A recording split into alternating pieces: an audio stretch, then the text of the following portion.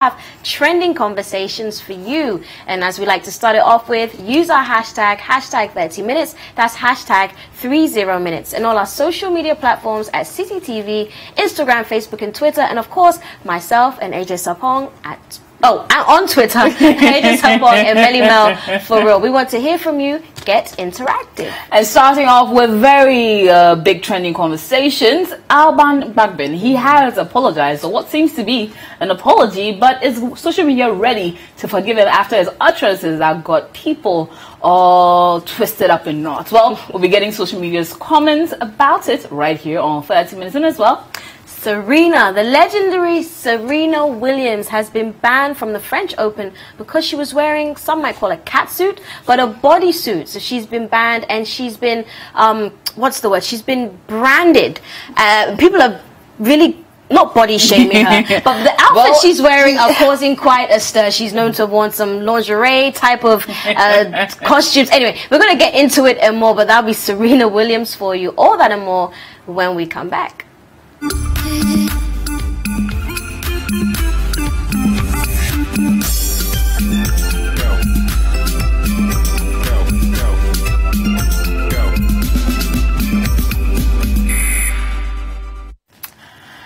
Well, the 2020 flag bearer aspirant Alban Bagbin has apologized, or what seems to be an apology, for his utterances earlier on last week about what seems to have affected persons with disabilities. So he went on to have said that former President Mahama's choices in putting certain people in positions was detrimental to his own success, because those people in the positions were not able to properly do their job based on certain things he thought out to be detrimental to their positions. He went on to apologize, saying that I've never questioned the competence of the appointees of the NDC government.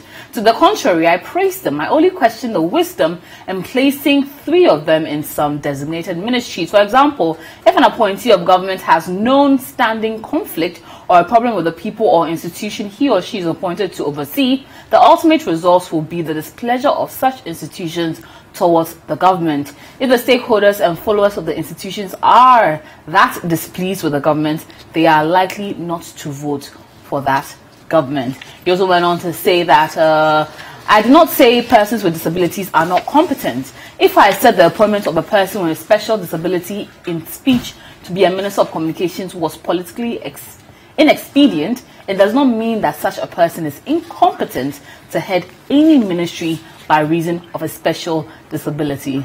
Not at all. Some people have been thinking this is a non-apology apology. It's like an apology, but it's really like a backhanded apology. No, I'm a little confused. Like, I'm not sure if that's actually an apology. It's like saying, I'm sorry you felt that way. Yes, I'm sorry, but.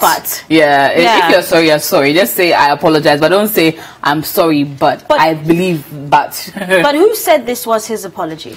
It's supposed to be. Is this what from him? Okay. So he put out this in the meeting with the press that, well, I'm sorry that you took it that way, but I didn't really mean it the way you took it. It wasn't an affront to any person with disability.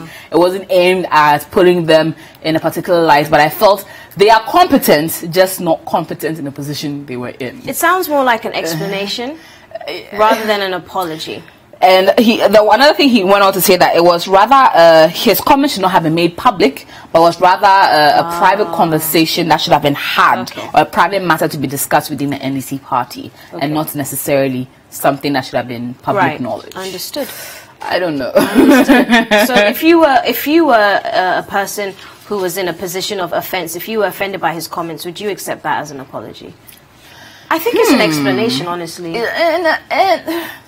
I feel if you want to apologize, just say, I'm sorry, forgive me whatever I may have said, but don't make it seem as if it's not an attack on the persons, and perhaps we are taking it too seriously or taking it out of context. Don't add, but maybe you are. No, don't add that. Just say, I'm sorry. It shouldn't have come out the way it is. and forgive me, and then we move past it. And then we move past it. That's all. That's all we can do. Well, social media has been commenting in so many ways, but we're going to go on a quick break. When we come back, we'll be talking a lot about what people have to say. You know what? Let me hear your thoughts as well. Hashtag 30 minutes, 30 minutes, and as well on all our social media handles at CityTVGH on Twitter, Facebook, and as well on Instagram. And hit us up, Melly Mel for real, and AJ Stafford for me. You like the way I say it? Love it. Yeah. I love it. I love it. Thank you. All this about when we come back. You're tuned in to 30 minutes.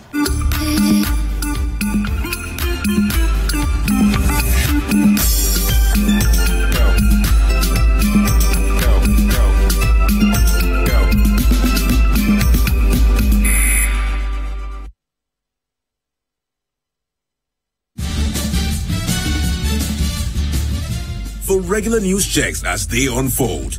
2020 news, all day, all the time.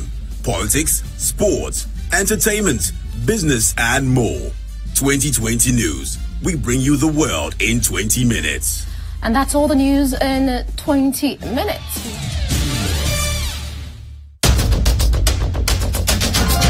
Tune in to The Point of View, Mondays and Wednesdays at 9 p.m. as Bernard Avlet takes the news further.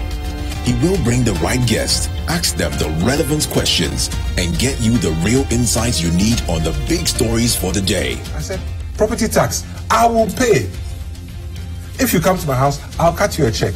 But when did I do my presentation? February? Yes. Or February, yes, sometime. Nobody has come to my house. Really? Ghana is broke.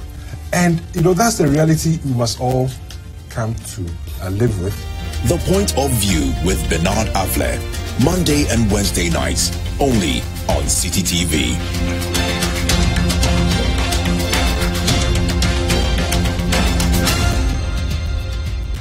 You're into the Breakfast Daily on City TV. Stonebwoy says so. Keep it locked. Don't log off.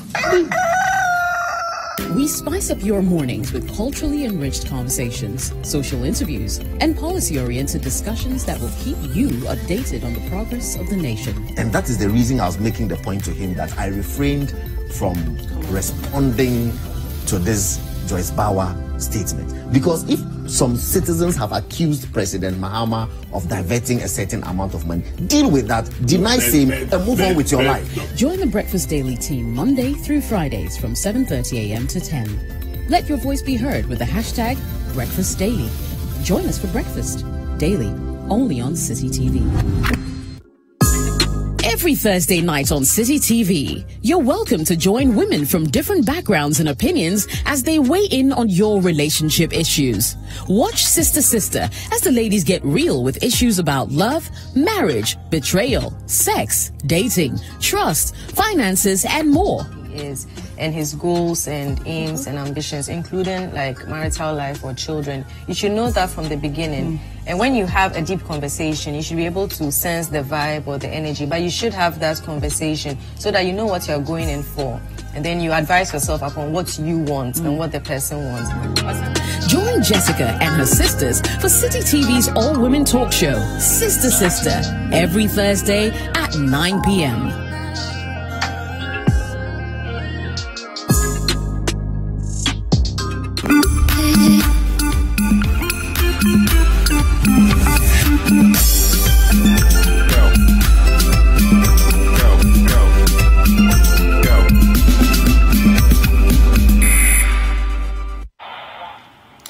And you're tuned into 30 minutes. Before we went on the break, we had started a discussion on 2020 flag bearer aspirant for the NDC, Alban Bagbin, and on his comments that he has apologized for his indiscretion for saying that certain people should not have been appointed to certain roles in the former government. Well, we're about to take people's reactions to it, going into social media comments, starting off with Ebenezer. He says, well, we like apologies in Ghana too much, and because we love it, people take advantage and speak trash when they come back and say, I am sorry. Or more social media commentary coming in.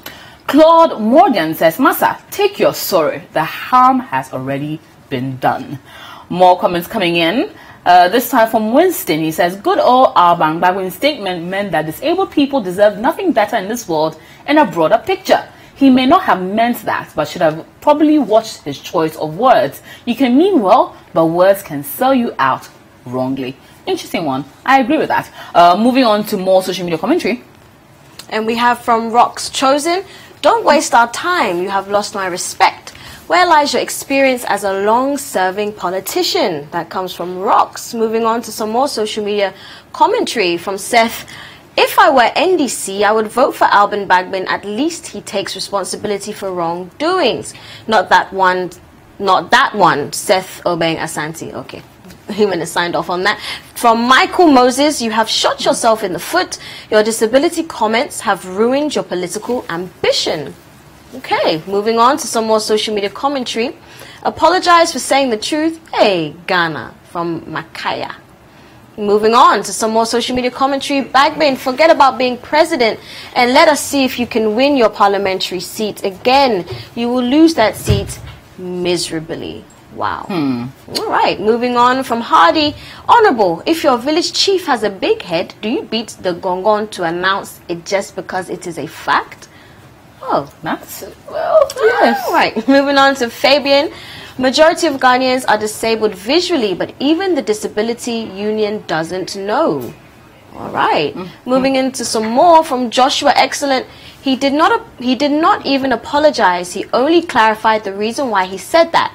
So it's not an apology because to him, he did nothing wrong and he's not ready to apologize. Moving on. And we have from Emmanuel, we don't need your explanation at all. We have already taken our decision. We won't vote for you. Wow. So it seems like, so from these social media comments, it looks like some people have already been affected. Yeah. They are taking a serious stance. And it remains to be seen if people will accept his apology on that particular note, but quite a lot has been said. A lot of people are commenting as well, even on our live Facebook feed. So we went on to post on our live Facebook feed to see what people would say about this particular one. Alban Bagbin says his comments about some of JDM's appointees were not an attack on the competence of persons with disability. Is this enough to justify what he said earlier, or should he render an unqualified apology? The comments will be on 30 minutes. And going into those comments, starting off with Alpha Shaban, he says, needs not worry. Loose talk has found a place, comfortable seat in our politics, and to think he would lose this primary makes it even sadder. Hashtag reputation. Well, Mortang says, didn't he apologize at his press conference yesterday? His comments were uncalled for, especially from an astute politician like him. Well, Tete Lake Tai or at Che Joseph 7 says he sat through them and now his eyes just got open because he's seeking a political office. And those are some comments coming in on our live Twitter feed. Yes. Interesting thoughts. But do you think this apology was good enough? No. I don't. Like I said, and somebody else also put it on one of the Facebook comments. We don't need your explanation. I'm not saying we don't need your explanation, but that is what it was to me. You were explaining further your comments. But he's saying that he didn't mean. Well, if he hadn't said these things in the first place, he would not need to apologize. There you go. Back to the point. If you know you will regret it in some time to come. But you know, that being said, I'm also a believer of being forgiven, and I think as Ghanaians sometimes we're not too forgiving. So you know, if a real apology comes out, or if you believe that was a real apology, you know, maybe you should just take it in good stride. Yeah. So we should forgive him. I believe in forgiveness.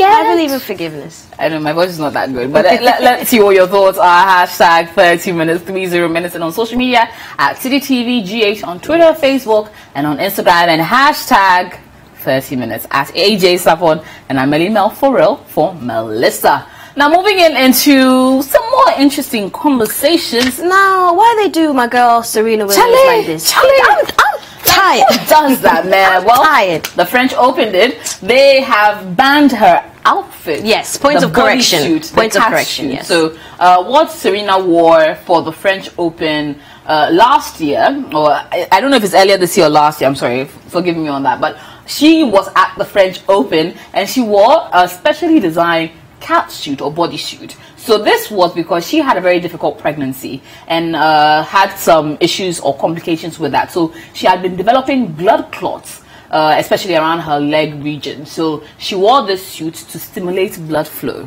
So this was a specially designed suit for her to stimulate blood flow, and that helped her basically go very far in the competition. But it seems the ones in charge are not very enthused about this particular catsuit. But was this the same French Open, correct me if I'm wrong, or was this still in France where she wore almost like a lingerie type costume tennis outfit? It was some years ago. You guys can go and Google it, and there was also an uproar on that. Really tight. Yeah, it was like lingerie. I mean, she's known for these things, but I mean, if she has some type of medical explanation or support, like seriously, it is not that big of a deal. Exactly. I feel certain allowances should be made when it comes to health. Yes. This is not a thing of as a fashion statement or anything on that particular regard, but it's a health decision. It's something that she needed to prevent. Absolutely. And if you're getting blood clots and you can have a specially designed suit that would help you. Blood clot is serious. Yeah, but I feel, and largely we've seen that in regards to the Williams sisters, Venus and Serena, they have been receiving quite a lot of backlash in ways that other tennis players aren't. Absolutely. It's like they decide to pick on them on their size, on their look, on their muscles. People have gone on to say that, you know, I don't want to be as masculine as them. Even one particular paper or report or something else will describe them as they were only people that look Amazonian can compete against them. I mean, it's been discrimination after discrimination for a long time. For years. I don't know if they feel bad that they are beating all the rest. And it's getting really, really tiring. And then points of correction. Sorry, at the beginning of the show, I mentioned she was banned from the French Open. She's not been banned, but as AJ rightly said, her catsuit has been banned. She should not wear that again. But if it was me, I won't go back to the French Open. You don't think so? Because she doesn't need to. Well, anyways, let's look at how she responded to this particular issue when the press asked her at the US Open recently. I don't know exactly what he seemed to say or what he didn't seem to say or what, but we already talked. So like I said, we have a great relationship. So we talked yesterday, and so everything's fine, guys. Will you wear the outfit at the U.S. Open? And could you explain like the circulation? Yeah. I've since found other methods, and when it comes to fashion, you don't want to be a repeat offender. So it'll be a while before this even has to come up. So that was Serena Williams' response to what is going on regarding her catsuit. And like she said, she's a little even confused herself because they already spoke. But let's get into what the French Tennis Federation President Bernard, help me, Guidicelli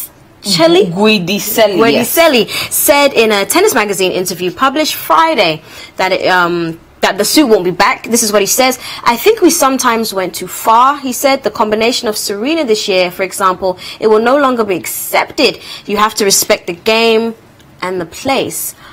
But do we even know the set standards? No, is wearing a catsuit that is good for your body disrespectful to the game? How is this disrespectful to the game? I don't think so. I mean, are those the guidelines? But you know what I would love to see? I would love to see it written down in a guideline, contractual, whatever, where it says that there are certain, because I mean, tennis players in general, the women, they're wearing these tiny little skirts. Can you imagine? And then the under got like the compression shorts or the sports shorts. And the reason half and you see everything. And now she's fully covered, and there's a problem. And I personally think it's discriminatory. Yeah, very much so. It just smacks of all sort of things. I mean, why is there even being set standards for what a woman should wear on her own body? So when you go in there, I'm sure, and it's even been a raging debate on social media from the feminism groups who have been going that why are you even dictating what a woman should be wearing on her body for a particular situation where the suit is good for her as a a mother that had gone back to work and was experiencing health complications after giving birth. Well, I think it was very tasteful, her response to it. But she's always been like that, for the most part. She's a very respectful, calm, cool, and collected lady. For the amount of backlash she receives day in, day out, I mean, I have a lot of respect for her as an athlete and a woman.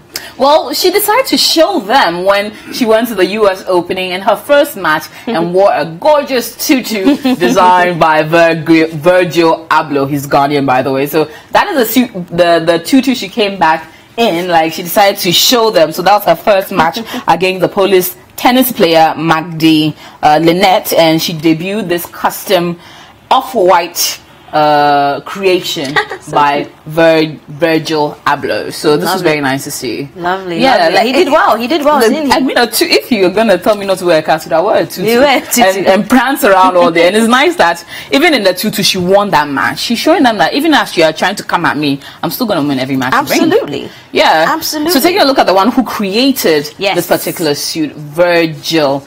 The name is Virgil Abloh. So he Ghanaian descent. Yes. And he's the Louis Vuitton menswear designer. Designer. And that's what the creator of Off-White. So have you seen those yellow belts that have been going Off-White? It's like yellow little belts that people have been wearing on their outfits. So it's like the biggest thing right now. Everyone is wearing it. So he's the creator of Off-White. So this particular outfit that Serena wore is an Off-White creation in collaboration with her sponsors as well. Amazing. So it's very nice to see. See, we're in there. We're even in there. Charlie, Ghana is in there. We're everywhere. You can't shake us off.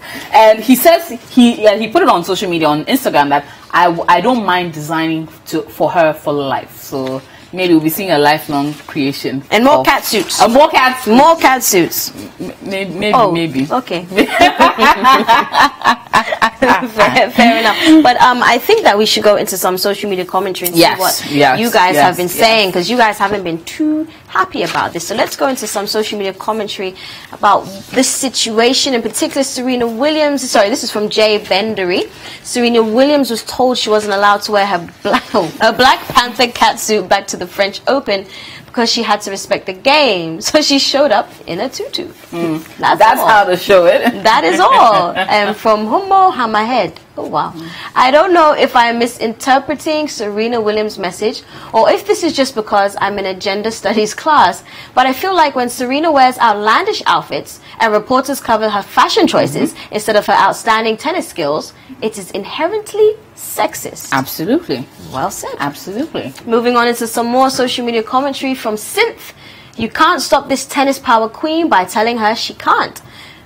Bam good, okay. Bam good for you, Serena Williams. You show them that you have a mind of your own and you don't care what anyone thinks. Good example shown to your daughter. Absolutely. Bless her. New mom in town. Always the self. France is the same country that forces Muslim women to remove their veils, organized colonial zoos, and displayed a black woman's genitals in a museum until the late 1970s. So while I'm disgusted, I'm not surprised that they don't care about Serena Williams' health and well-being. Wow. Moving on into some more social media commentary from Ultra_Chad. I knew Serena Williams played tennis before I even knew what tennis was. She's the reason tennis is popular in the US. Serena is to tennis what Michael Jordan is to basketball. How are you going to blatantly call out one of your most popular players? I like that. She absolutely is to tennis what MJ is to basketball. Moving on into some more social media commentary. And this one as well is from Homo Hammerhead. So moving on into some more social media commentary. If we have any more. Well, See the Unknown says, so Serena Williams' bodysuit is a problem, but white miniskirts and shorts aren't? Exactly. See the Unknown. This question you're asking.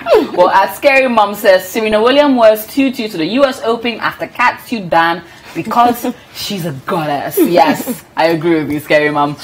Moving on into Neris97. Serena Williams' grace amidst all these times she's been nitpicked on is so admirable. The fact that she wore a tutu to the US Open, to the French Open president is so funny. Regardless of what she wears, she is still the greatest of all time of tennis. LOL. Well, absolutely. She is the GOAT of tennis. That's all. No catsuit, no problem. Slayer's gonna slay. Yeah. Amira West bringing that in. Some more going into some more social media commentary. If there's any more, well, King Toby says, I'm afraid for Serena Williams. I'm afraid a big scandal is coming her way. A black woman this great and loved, she might not get to retire with her legacy intact. Protect Serena Williams at all costs. King Toby, amen to that. We will. She must. Her legacy will stay intact. I think you will make sure she's good. I think. But let's not forget, this is a woman who won the U.S. Open while pregnant, and nobody knew. She is. And all we can talk about is a catsuit. And then the way people even compare her with Sharapova and the rest. I mean, it's even disrespectful to Serena.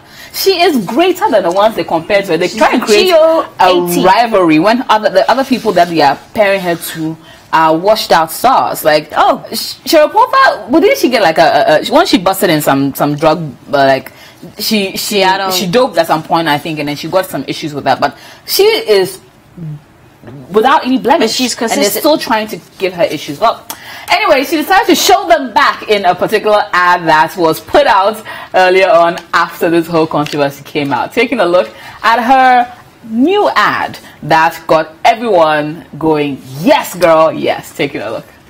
This is you at the U.S. Open. This is you. Good service motion. Boom! Very good. Keep that perfect service motion you have. Right there. Good. Boom! Switch to the backhand. Lean into it. Good follow through. Take the net. Nice try. Make sure you're controlling that ball on every shot. There you go. Very good. Back, back, back. Put it away. Be tough, just like you want to win. Just like you at the U.S. Open.